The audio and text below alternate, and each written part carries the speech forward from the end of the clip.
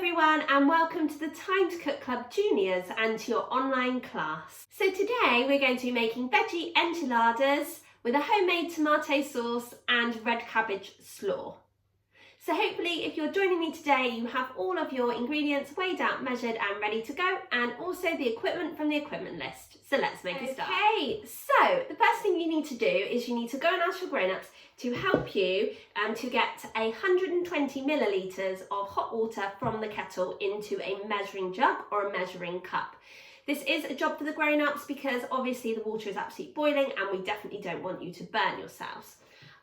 Working with your grown-up, you're then going to dissolve your vegetable stock pot or your vegetable stock cube in the boiling water, okay? So you can pop it in, obviously being really careful because you don't want to burn your fingers. And then with a spoon, you're just going to stir that stock pot or stock cube until it dissolves in the water. As I said, go nice and slow when you're stirring, otherwise that hot water might kind of spit out at you, okay? So you're aiming to not have any kind of big lump at the bottom. Great work, guys, well done. Okay, so we're just going to basically add in all the ingredients for the homemade tomato sauce into our bowl. So the first ingredient to go in is either your chopped tomatoes, your tin of chopped tomatoes, or if you're using it, your passata. And we're just going to pour that straight into our bowl, like so. We're going to add that vegetable stock cube that we've just dissolved and pour that stock in. We're then going to get our tomato puree, and we need 2 tablespoons of tomato puree. So this comes out a little bit like toothpaste, okay? So you need to squeeze your tomato puree and then pop it into the mixing bowl, okay? So we're using 2 tablespoons. It can get a little bit tricky to squeeze, so you might want to ask a grown-up to help you with this job, or pop your spoon down on the table. Okay. Great work, guys, well done. You're also going to add 1 tablespoon of olive oil, and I would really suggest measuring out any herbs or spices or oil over a separate bowl or container before you add it to your mixing bowl. This way, if you add too much, then you're not spoiling the rest of your ingredients. So it's just 1 tablespoon. Okay, we're going to pop that in. And we're also going to add 1 teaspoon of apple cider vinegar. We're going to add 2 teaspoons of chili powder. Remember to measure this out over a separate bowl or a cup if it's not pre-measured. And if you like your food extra spicy, then of course you can add a little bit extra. We're going to add a teaspoon of cumin. And a 1/4 teaspoon of smoked paprika. So when you're popping these spices in, you might want to give them a good sniff. Maybe not such a big sniff with the chili powder because it might go right up your nose, but it's always nice to explore the ingredients that you're adding to your mixing bowl. You're going to add 1/2 teaspoon of oregano.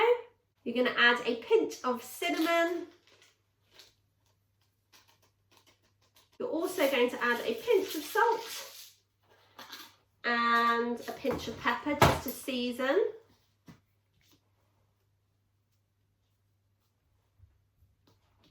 And you're also going to add 1 clove of garlic. So if you haven't already, you need to peel your clove of garlic before popping it into your garlic press and then pressing down, and then the garlic should come out of the little holes at the end. Now, if you don't have a garlic press, don't worry. You could just cut up your garlic into very thin slices.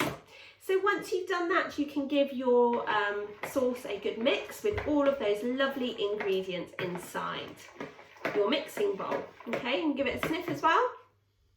It smells amazing. Now, if you use chopped tomatoes and you like your tomato sauce to be smooth, then what you'll need to do is you'll need a hand blender to blend all the ingredients together to create a smooth consistency. If you don't have a hand blender, don't worry, all is not lost.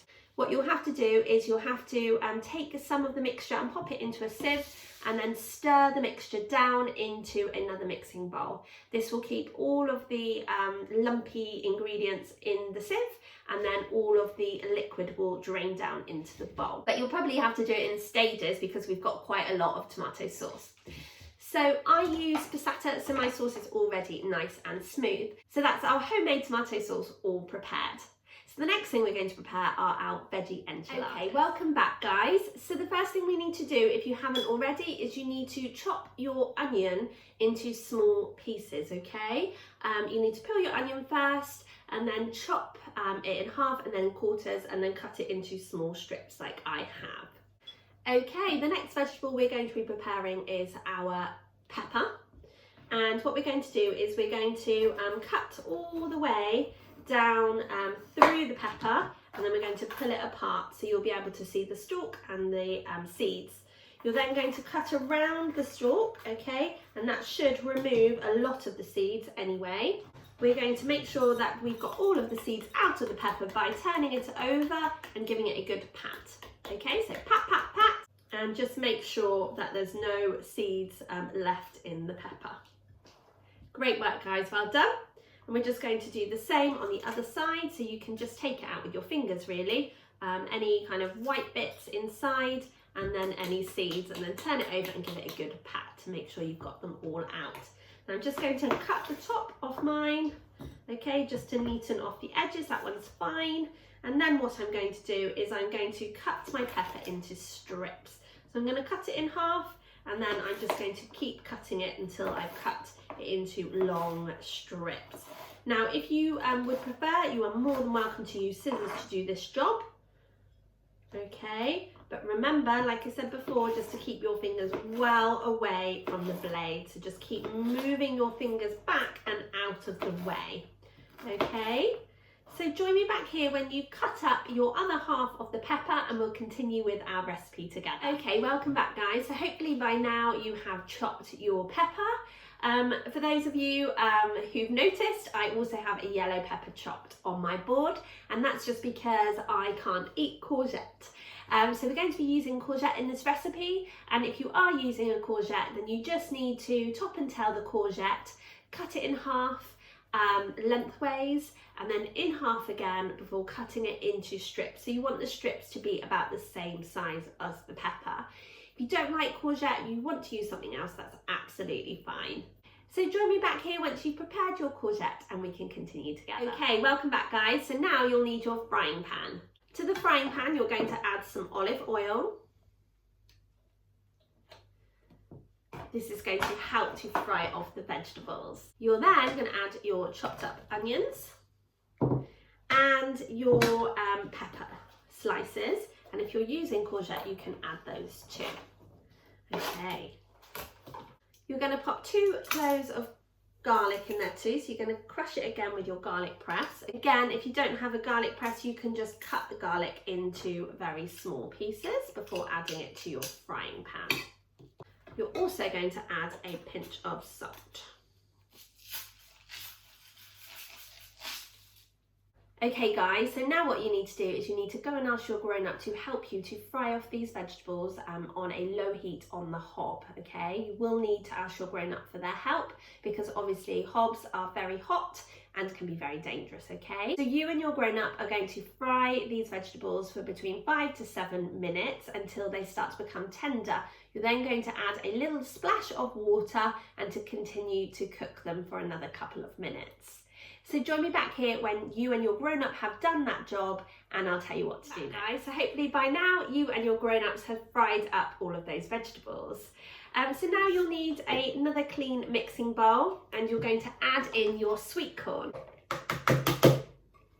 You're also going to add half a teaspoon of ground cumin. And again, I'm measuring it out over a separate bowl. And half a teaspoon of ground coriander. Remember to give them a sniff before you pop them in the bowl. And 1 teaspoon of oregano. So if you haven't already, you need to rinse your black beans under the sink, okay? So pop them into a sieve and then just run the tap over the top of them because you want all of the liquid that was in the tin with them to drain away, okay? So you need to wash the black beans and you're going to add those to your mixing bowl too.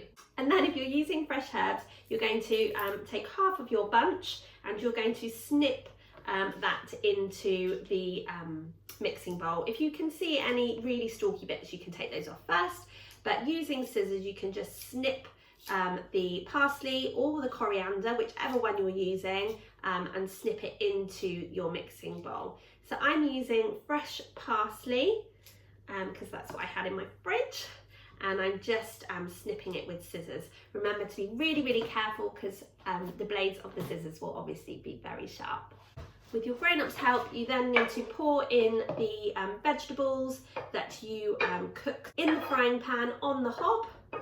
Okay, and you need to pour all of those in to your bowl. And then using a spoon, you're just going to stir well to combine all of those really tasty ingredients. Give it a good smell. Amazing. So now what you need to do is you need to go and ask your grown-up to preheat the oven to either gas mark 6 or 200 degrees or 180 degrees if you're using a fan oven. The reason why we need to preheat the oven is to make sure that the oven is at the perfect temperature to cook our bakes in once we're ready to pop them in. So now what you need to do is you need to get your oven dish that you're using and you need to get some butter or margarine, and you're just going to grease your baking dish with margarine or butter. Okay, this will just stop the wraps, the enchiladas, from sticking. Okay, like so. You don't need to plaster it on. Okay, we just want a really thin coat. Great work, guys, well done. You're then going to get your homemade tomato sauce that you prepared earlier, and you're going to place half of it into the baking dish. Okay, so it's just a kind of guesstimate, but we're going to pour half of it in to make a base layer. Okay, so if you haven't already done so, you need to grate your cheddar cheese. Okay, so be careful when you're grating your cheese because the blades of the grater will be really sharp. So all you need to do is you need to gently stroke your cheese down the side of the grater, and if you look in the middle, you'll be able to see the cheese filling up in the middle. If you have a grater which is just one side, you can hold the handle of the grater and just stroke the cheese down your grater, but it's really, really important that you keep your fingers away because we don't want any grated fingers. So now we're ready to assemble our wraps. So we're using 6 mini tortilla wraps today, and what we're going to do is you're going to take 2 tablespoons of your mixture and pop it down the middle, don't know if you can see this, sorry, down the middle of your wrap, okay, like so. Try and get a bit of variety of vegetables in there if you can. You're then going to pop 1 tablespoon of cheese down the middle too. You're then going to wrap the tortilla wrap really tightly, like so, okay, and pop the join line down facing the bottom of your dish, and you're going to pop that on top of the tomato sauce. And you're just going to repeat that until you have filled all 6 of your wraps. So it's 2 tablespoons of vegetable mix, 1 tablespoon of cheese, okay, and then roll them up tight. So what I do when I'm rolling them up, sorry, I'll show you, is I actually push the mixture to one side and then roll it up really, really tight, like so, with the join mark down, okay, and then pop them into your dish. Now, don't worry if some of those ingredients come out, that's fine, okay? It will normally mean that you just filled them a little bit too much. So just keep going until you have filled all 6 of your enchiladas, and I'll tell you what to do. Okay, welcome back, guys. So hopefully by now you've rolled up your 6 enchiladas. So now what you need to do is you need to pour the rest of your tomato sauce all over the top of your tortillas, like so.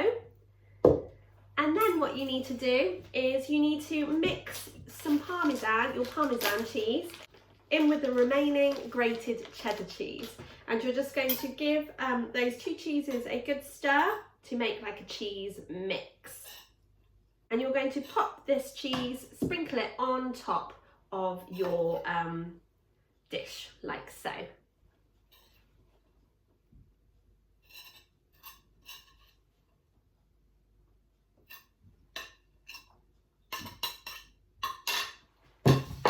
guys, well done. So you're now going to cover your dish in tin foil, okay? And you're going to ask a grown-up to pop this into the oven to cook for 15 minutes. After 15 minutes, grown-ups, you can take the tin foil off of your dish and continue to cook your veggie enchiladas for another 10 minutes to allow the cheese to melt and to go a lovely golden brown. So once your enchiladas have been cooked, you can, grown-ups, you can serve them up. You can sprinkle on any remaining fresh parsley or coriander that you have, sprinkle that on top, and you can serve it with sour cream and Mexican slaw. So if you'd like to know how to cook your Mexican slaw, carry on watching because I'm about to make it. Okay, welcome back guys. So now we're going to make our Mexican red cabbage slaw.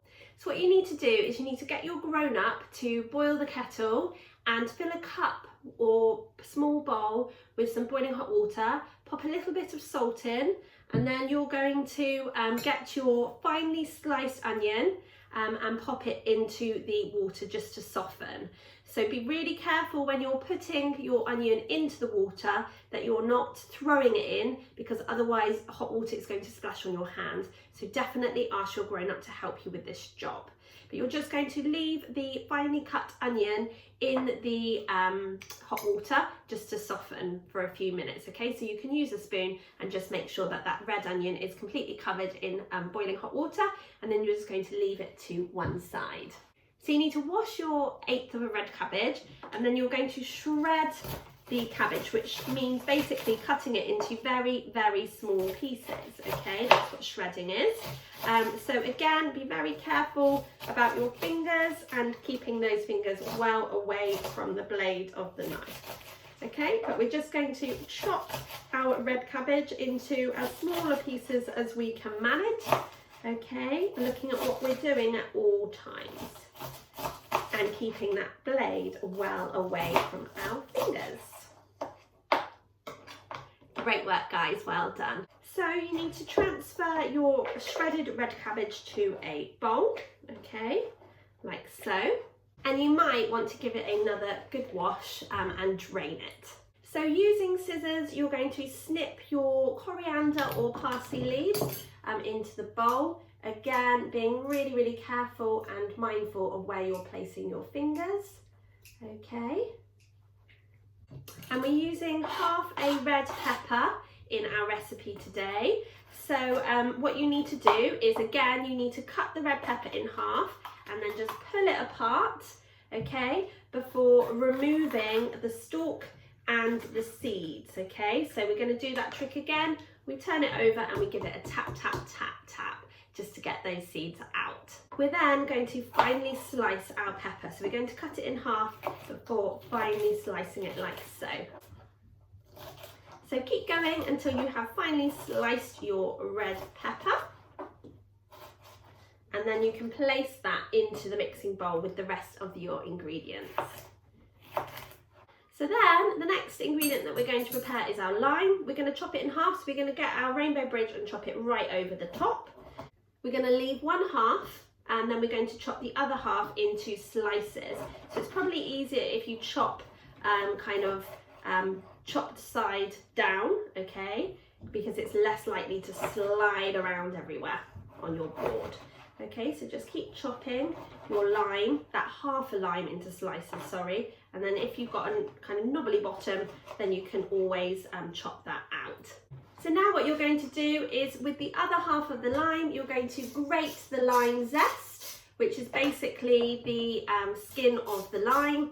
You're going to grate the lime zest into the mixing bowl. As I said before, when we're using the grater, just be careful that you're not grating your fingers, okay? When you keep turning the lime around, make sure that you've grated all of that lovely zest, and it will create a really lovely citrusy smell as you're grating it. And you'll be able to tell which bits that you've already grated, because those bits will be like a white colour rather than a lovely vibrant green. You'll need to be using the smaller side of the grater, okay, which will grate your lime zest really finely into very small pieces, like so. The next thing you're going to do is you're going to add the juice of a lime. So you could use a lemon juicer, or if you don't have a lemon juicer, you can just pop a fork in and just squeeze that juice, okay? So I'm twisting my fork to allow the juice to release, like so, okay? And then with the other lime, because remember you've got 1.5 limes, plus your slices, of course, you're going to chop that in half too, and you're going to squeeze the juice out of those 2 halves as well. So you should have the juice and the zest of 1.5 limes. Great work, guys, well done. Just be careful when you're popping your fork in that you're not kind of stabbing your fingers with the fork, okay?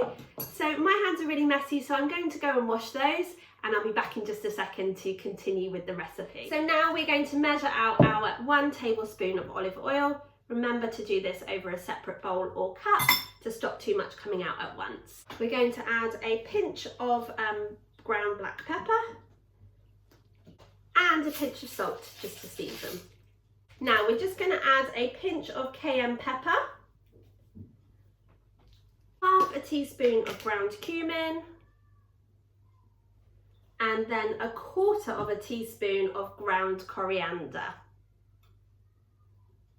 Again, measure it out over a separate bowl or cup, and that will stop you adding too much. We're also going to add in a tablespoon of maple syrup to the mix. We're also going to drain our onion slices, so make sure you ask an adult to do this because they've been sat in boiling hot water. Okay, and we're going to add those to the mixing bowl. So once you've given all of those lovely ingredients a really good stir, you can cover your Mexican slaw and then pop it into the fridge until your enchiladas are cooked. You can serve it on the side, and don't forget your slices of lime that you can serve with it as like a kind of decorative garnish.